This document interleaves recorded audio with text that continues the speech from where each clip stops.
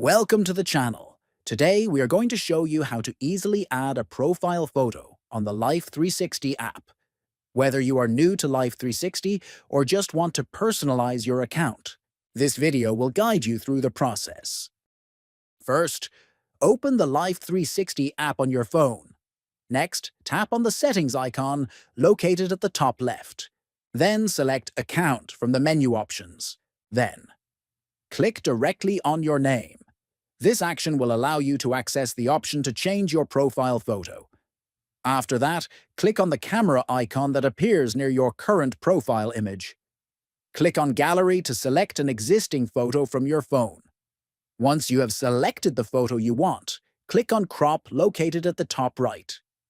Finally, click on Save at the top right to set the new profile photo.